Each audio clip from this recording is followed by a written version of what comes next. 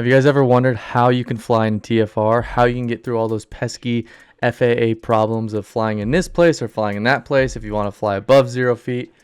Today, I'm going to show you guys all those answers and give you all the answers of how you can fly in a TFR, how you can fly during a temporary flight restriction, which is what TFR stands for. If you get hired to fly during a concert, whether it's a football game, a large sporting event, NASCAR, baseball, whatever it is. It could be close to an airport for a job, whatever it is.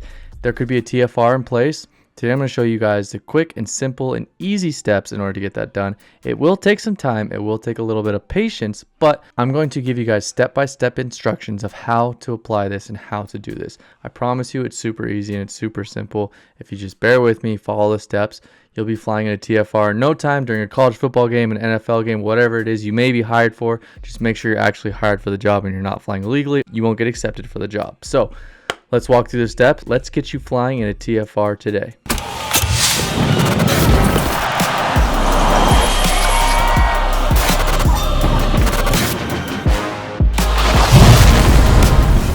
So now that we're here, let's go through the step-by-step instructions, and I'm going to shout out somebody who helped kind of get this going, kind of helped me in all the things I need to do. I found this on the Twitter thread. First thing we're going to do, we're going to pull up Google, and I'm going to take you to the website of where this has all been shared and showed to me. So I'm going to kind of walk you through the steps so that way you can have a visual aid and you can also have this in writing and everything else.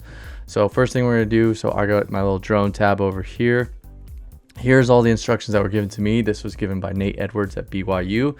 Here's the lengthy instructions of every little step that you need, and we can kind of walk through all these different scenarios, and I can kind of walk you through everything that you're going to need to do. So we're going to pull up this tab. Once you're in this tab, first thing you're going to do, obviously you're going to get hired for the job. So you're going to get the permissions, you're going to get all those different things, right? So once you get hired and you get the approvals from whoever it is, whether it's the stadium, whoever it is that's hiring you, ESPN, all that kind of stuff. First thing you're going to do, you're going to want to get a letter of support from everybody and everyone who wants to hire you. So as Nate has it here, here's a letter of support from BYU because he works for BYU. Now, in my case, I was hired on by ESPN. Now, since I was hired on by ESPN, my thing is going to look a little bit different than what he had. So the first thing I always do is I get a letter of approval from ESPN. So I have my letter of approval from ESPN, the executive director of the Potato Bowl, which is where I was flying that day. So I have my letter from ESPN. Boom, that's my first step. Now, depending on where you're flying, you're going to also have to get a few more permissions. So step 2 in my case was to take that letter from said ESPN, and then what I needed to do was I needed to apply to Boise State, because where I was flying at Boise State is in restricted airspace. Boise State Stadium, it's right near a hospital, 0 feet AGL over there. So that way when I apply and I have to get that, first step I have to do is I have to get a permission from Boise State in order to fly on their campus. And getting permission from ESPN first shows that I'm not just some guy who's walking down the street and wanted to fly during a game. It means I'm actually there for work. I'm actually there to get a job done. That first letter was from ESPN. Get that. Second, I'm going to go on to Boise State's website, boisestate.edu. We can go in here. We can go to the search bar. We can type in drones. Boom. Drones registration. So once we're in here, now we can get in the registration form. We can apply to fly there. They're going to ask you all sorts of things. They're going to ask for your license. A lot of places are going to ask for insurance. Make sure you have applicable insurance. You're going to have to add them as a COI. You're going to ask for what drone you have. Are you going to have a visual observer? All the things that you already do on a daily basis, but they just want to make sure they have everything covered. Now that we've done that, then fast forward a few days, we're going to get the acceptance from Boise State. So now we have our acceptance from Boise State, and now we have our acceptance from ESPN. Let's go back down to here. So now we have our letter from ESPN. We have our acceptance from Boise State. We can take those two things, and what we're going to do is we're going to write a quick little letter with our drone flight proposal of how we're going to safely operate, safely do everything in order to operate during the game, and we're going to meet all FAA standards, stadium standards. A lot of people just copy and paste this letter, and you can fill in with your name, your address, and all those sorts of things. That is what I highly suggest. Once you've written that and replaced, obviously, you're going to replace your name, your email, all those sorts of things. Now we're going to move on to step 4. Step 4, we're going to go to the FAA's website, and we're going to take a screenshot of the area that we are flying. So you can click this link right here. This is also a great source to use when you're determining how high you can fly, all those sorts of different things. If you're in a safe zone, whatever it may be. So now what you're going to go do, you're going to go to the area that you're going to fly. Boom, Boise, Idaho. It should zoom in. Boom. Now you see a little map of your area where you're flying. So for me, I'm going to go up to the same area that I talked about before. We're going to go to Boise State. See right here, it's a 0 feet AGL. You got Albertson Stadium right here. It's a 0 feet AGL. What you're going to do, take a screenshot of that. So take a screenshot of the area that you propose on flying right around in this area. So you have this whole area right here. Boom, take your screenshot.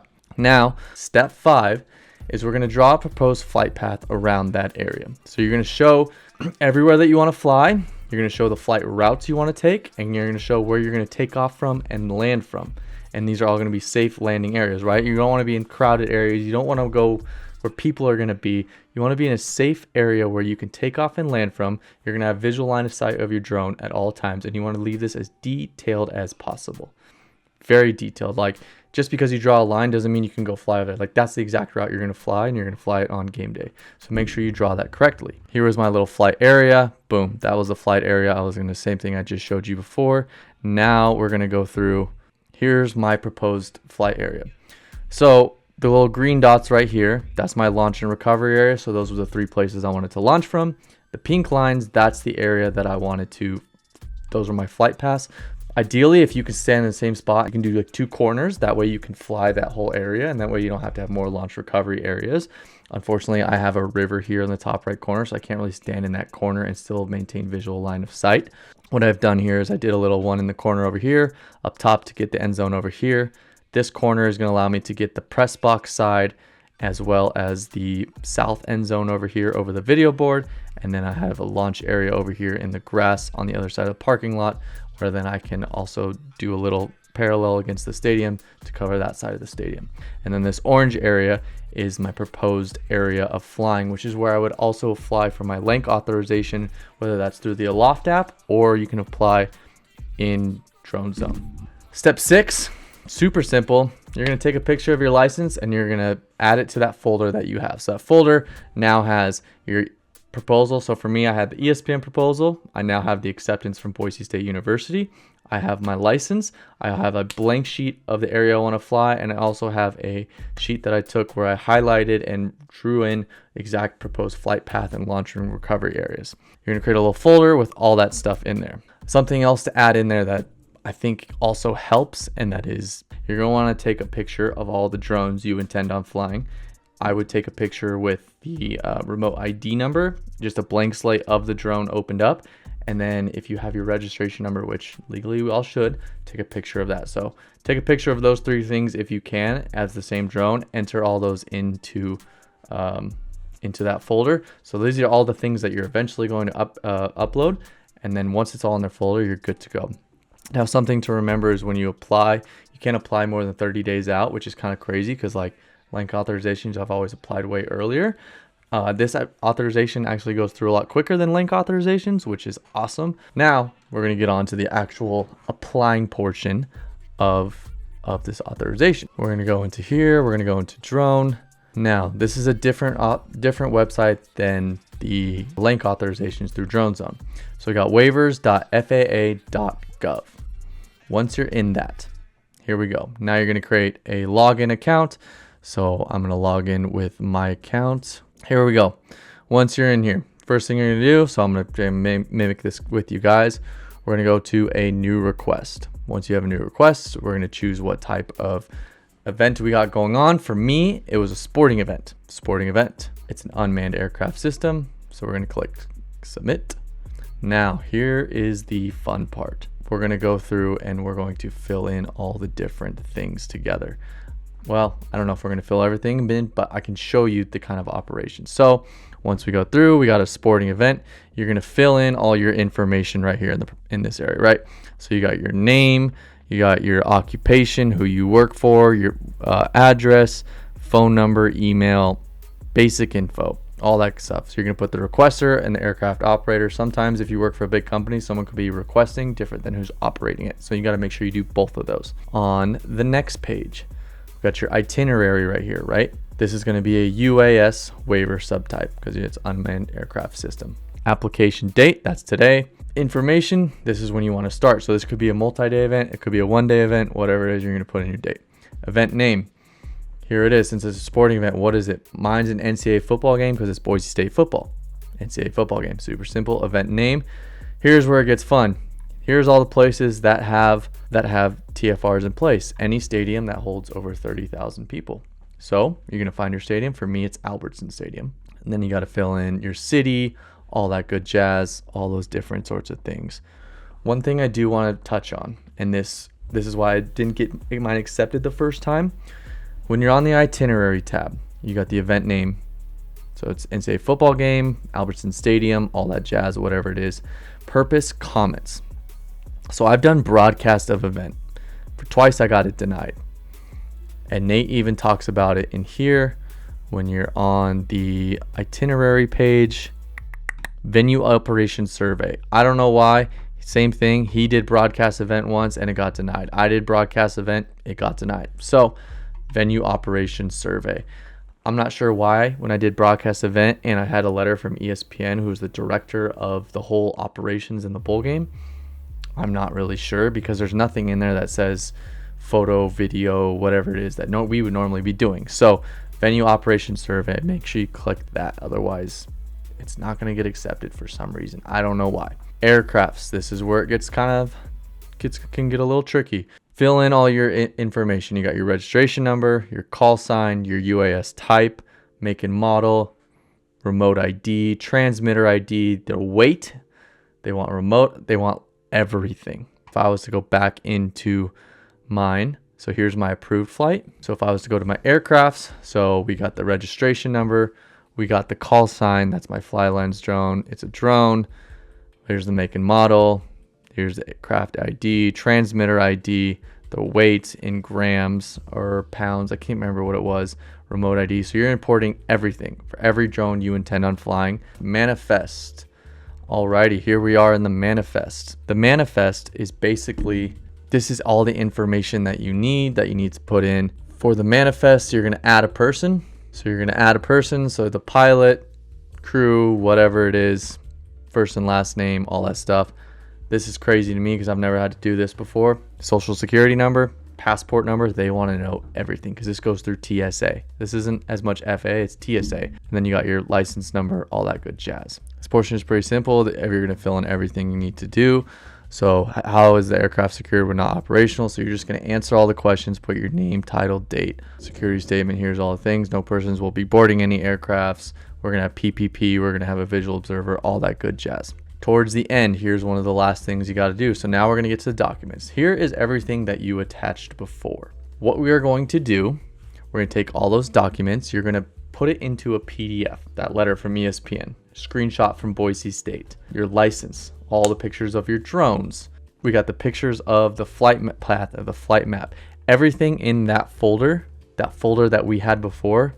Right, so like here's my folder right here. I got my license. I got all the pictures of the drone. So I got 3 pictures of each drone with the remote ID, everything there. We got screenshots of the proposed flight path. We're going to go in there and we're going to upload that as one single PDF, not a bunch. So you're going to want to convert these all to one PDF so they can just click one and scroll through everything. Once you've done all that, you're going to add your file at the end with all your photos, all your letters, everything of approvals that you need in order to get this done. Everything that we've gone over before. You're going to submit that. Once you've submitted that, you are not done though. There's 2 other things you need to do. One, you could possibly need to go into DJI and check if you need to unlock a geo zone. Depending on where you're flying in, you could be in a geo zone. I don't know how things are going to operate now because apparently DJI has just gotten rid of geo zones. So it could be a free for all and you could be good to go, but you might still need to do it. I don't know. You may need to have a letter in order to get that done, depending on where your geo zone is or if DJI even does them anymore. Step 2 or step 3 now. So you've applied for the TFR. You've gotten your geo zone. There's one other thing you need to do. After you've done that, you need to still apply for leg authorization. I know it sounds crazy, but you still have to go through that process. So you can either go into Aloft Air Control. I've been using Aloft Air Control a lot more because it goes so much faster. I've gotten authorizations within like 2 to 3 days, 4 days sometimes. which is awesome. If you still want to go through the whole long process of going through Drone Zone, you can totally go through Drone Zone. There's a better chance of getting it approved just because you can upload documents like the one from ESPN, Boise State, and all those different things, and it'll get approved. Sometimes Drone Zone might not get approved, or they might email you asking for, confirmation from Boise State or whoever it is, depending on the area you're flying. So sometimes I do both. If I do it far enough in advance, like if it's a month out, I might do Drone Zone and Link. Aloft, I've literally had luck of getting it like a day back within 24 hours. Still have to apply for those. You still have to get, so you need your link authorization and your TFR. But honestly, it's pretty simple. It's pretty easy. I know you've probably heard me say that a ton of times already. It's a lot of steps and it's a lot more waiting than anything else. You need to get the letter from them. What I would do is I would draft up a letter from whoever it is. And honestly, I've used the same one for almost every organization. I just change and I'm like, hey, can you just sign it with your name and put on your letterhead? And then it's just the waiting game of applying for stuff and everything. It takes a little bit of time. It's a little bit of intimidating. You got to gather all your, remote IDs, all your transmitter IDs, which is from your controller, all those different things, the make and model of your drones, all that stuff. And it's a little more difficult with the FPV drones because they don't have any of that stuff. So that was a little more difficult, but you can totally do it. It's not too hard. Here's to helping you guys whenever you get that first call to fly during a football game or a NASCAR event or an MLB game, whatever it is, any of those big things where you're like, damn, this would be so freaking cool to fly for this. And there's 50,000 people. It's coming. Keep working for it. I promise you're going to get there. It's an exhilarating feeling. So let me know if you guys have any questions in the comments. Hopefully I answered everything. I'm going to also link Nate's article down below, and then that can help walk you through it. But hopefully this helps as well. And maybe you can just like listen to my voice and go through the steps together. If you have any questions, feel free to comment. I can try and help you as much as possible. I'm still learning a lot of this stuff too. So let's learn together. Let's get as many cool flights in as we can possible. And if you have any cool flights you have coming up, any TFRs or link authorizations, tag me in it at TGN_productions on Instagram, Tour Guide Nancy on TikTok, and that'll be sick. Like hopefully some of you guys are in Idaho soon and we can fly together. But let me know how things go. If you have any questions, need help, message me, email me, and I'll try and help you get this, try and get you guys your TFR approved. So happy flying, guys, and appreciate you coming by.